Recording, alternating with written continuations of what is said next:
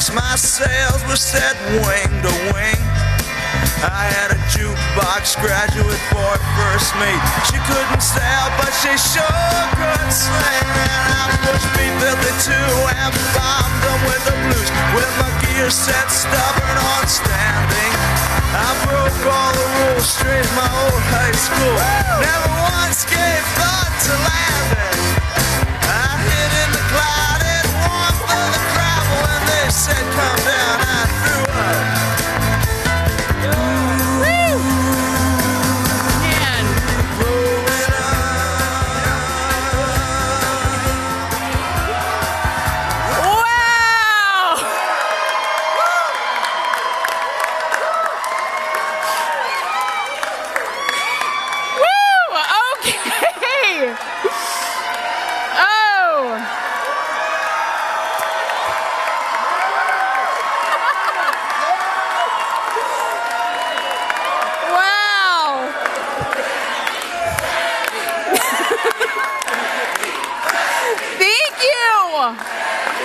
Thank you so much.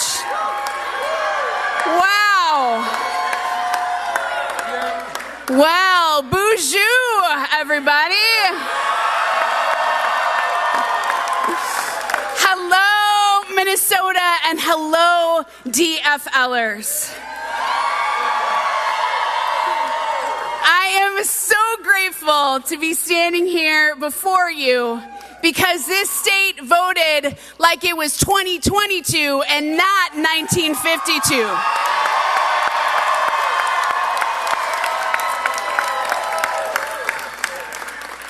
So some of you know that Governor Walz lost his voice yesterday. It's back a little. He lost his voice at our final campaign stop, and he asked everyone to be his voice today. Yeah. And boy,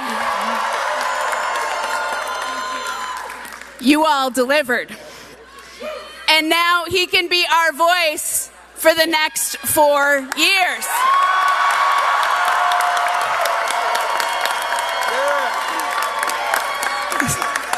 So countless people have stood by the governor and me and by our administration and our families as we built this campaign from a long shot in 2018 to a transformative administration that protected Minnesotans through unprecedented time and crisis.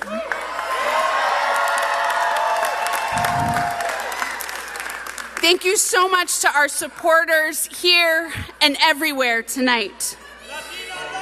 Thank you. Thank you to our staff. Thank you to our partners.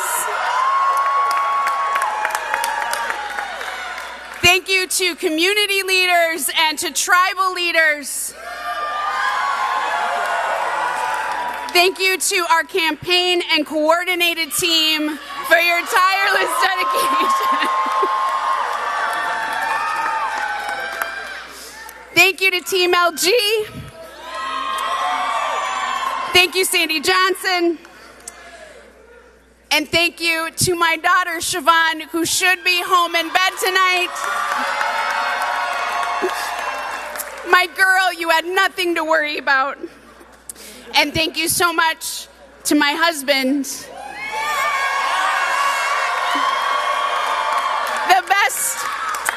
the best second gentleman in the country, Tom Weber.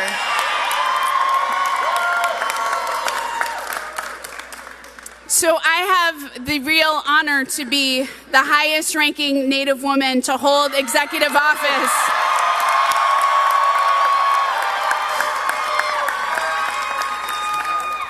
in the history of the United States. And as we stand here tonight on the ancestral homelands of the Dakota and Anishinaabe people, we stand here, and I stand here on the shoulders of Native ancestors who surround us, who are in this room, who are holding us tight. Minnesota has voted for compassion tonight. Minnesota has voted for kindness. And Minnesota has voted to continue to make our state a welcoming place for all. Minnesotans have signaled that we need to move forward as one Minnesota together. And this matters because tomorrow there will be a mom in this state who will get a call that their kid got sick at school and needs to come home. But that mom was depending on the lunch that their child gets at school because she doesn't have enough food at home to make sure that child gets a meal. So this is a state that's going to reach out their hand to help and increase the kind of community support and assistance programs for working poor people in Minnesota. The same programs that my mom used when she raised me that helped lift our family out of poverty, because that's who we are and what we do. Tomorrow, someone in this state will need to figure out whether they have to take time off to care for an aging parent. And with paid family leave, with paid family and medical leave for all, we're going to make that decision easier for folks in Minnesota.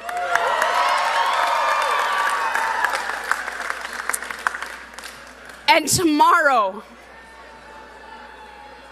a trans child will wake up, maybe scared to face the world, but hopefully a little more sure that this state wants them to be alive. This state wants them to live here. And this state wants them to be their full, beautiful selves everywhere they go.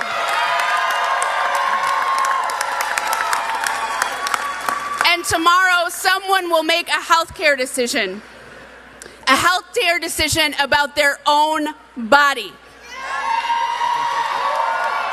And they will know that Minnesota is an island of decency in the Midwest that is protecting their access to abortion.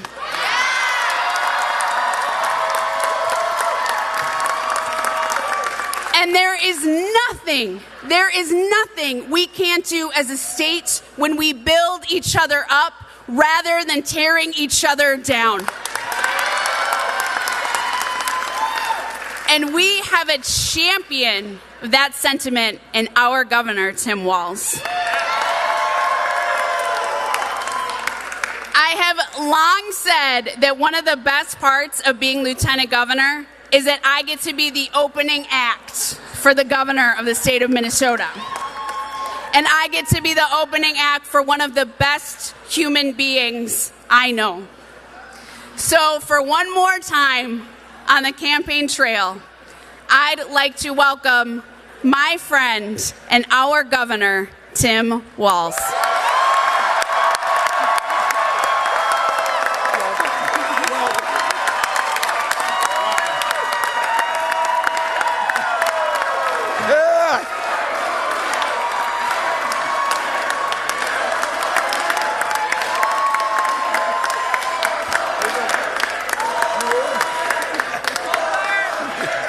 We don't know where Hooper is. I know, I'm right here. Good. Okay.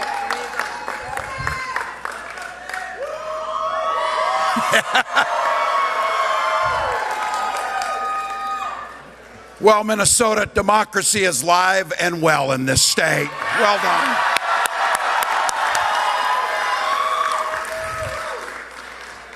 Over the past few months, many of you have talked to neighbors, you've got out and you've done the work, and you've talked about what matters to us as Minnesotans. You talked about the idea that we use and say, one Minnesota. It means everyone is valued. Everyone matters.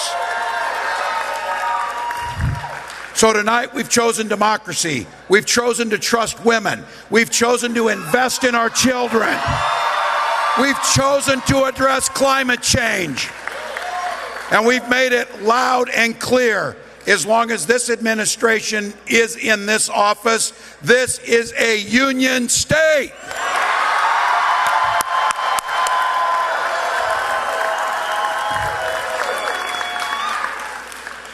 As Lieutenant Governor said, we do so much better when we find our common ground. We know that there's been a lot of division. We know these last few years have been challenging. They've been challenging on COVID. They've been challenging in our political discourse. But Minnesotans made a conscious choice tonight to choose a positive future, to choose one where our better days lie ahead, to choose one that rejects the negative, divisive politics and chooses the whole path of each and every one of us to be the best we possibly can.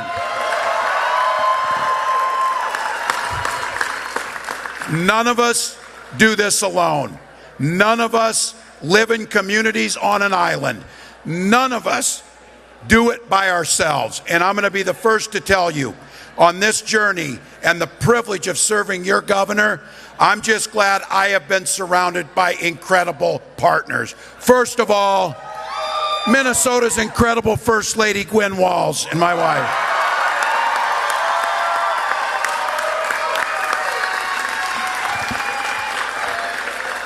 And we're just unabashedly pretty proud of two really great kids, Hope and Gus.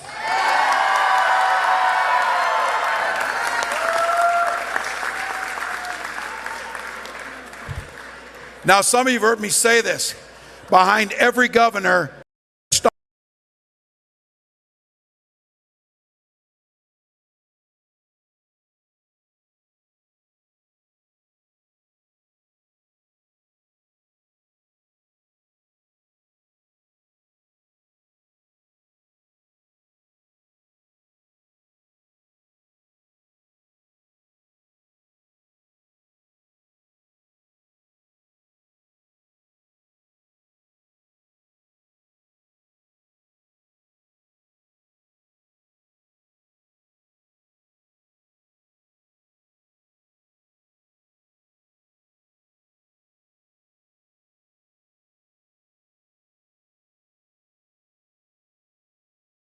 and make things work. So if you would do me a pleasure, please welcome my mom, Darlene Walz.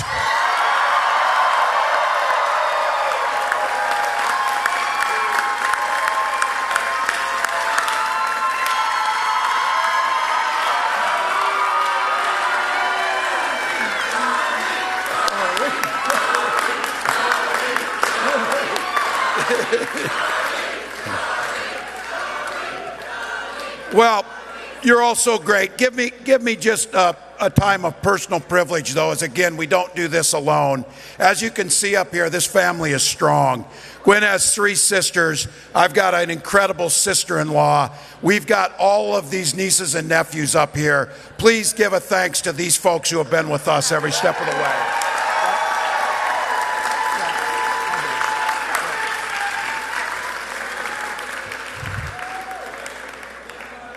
And I'm proud of the work we've done together over 4 years. We're going to do this work without a global pandemic. And I have to tell you, there's ballots still out. And there's constitutional offices still being counted. And there's House and Senate races. But I just want to be very clear. There is no red wave, and we are coming. We are coming.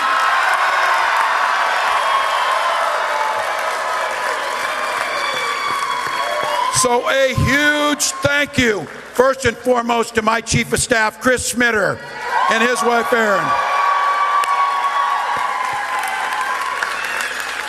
To the entire staff, and to those, I see some of them out here, former and current, to our commissioners, who are the most incredible public servants, all of them.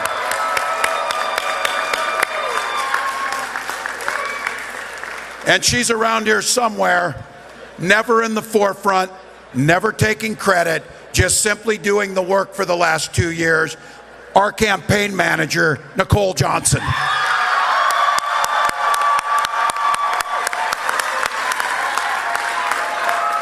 Yay.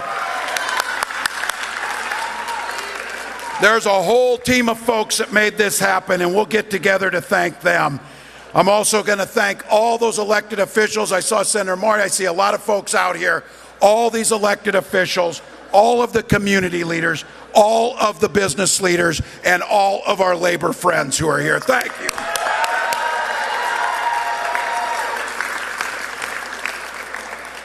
And two special ones for all of this. To each and every one of you who are here, who did the work, who believed in Minnesota. Ken Martin, our great party chair, Think about this. Since Ken Martin has been DFL party chair, we've never lost a statewide race, and we're not going to tonight. Let's go. But the energy is you. To Minnesotans who are willing to give up their time, their treasure, their talents, to stand up for those who don't have a voice, to come and work, to knock doors, to vote, to drag somebody else to vote, and to believe that there is a society that we can create in Minnesota that makes life a little easier for our neighbors, that lifts up those that might be challenged at a time, who can tackle the hardest problems, from public safety to climate change, in an optimistic way that lets us lead the country.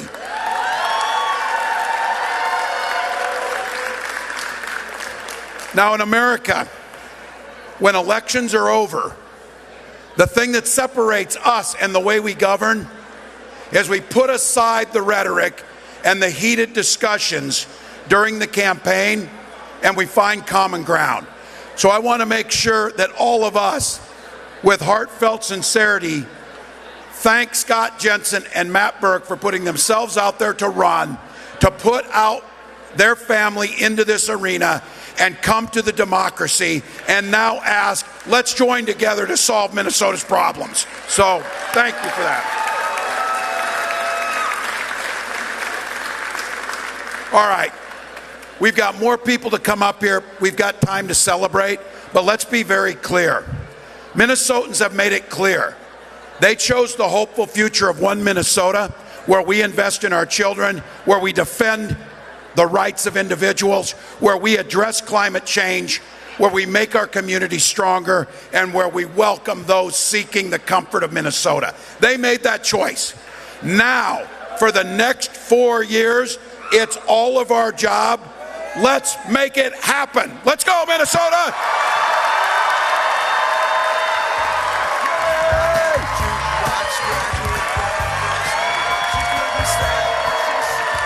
Let's do it.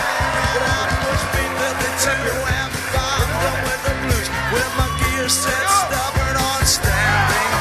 I broke all the rules straight in my old high school.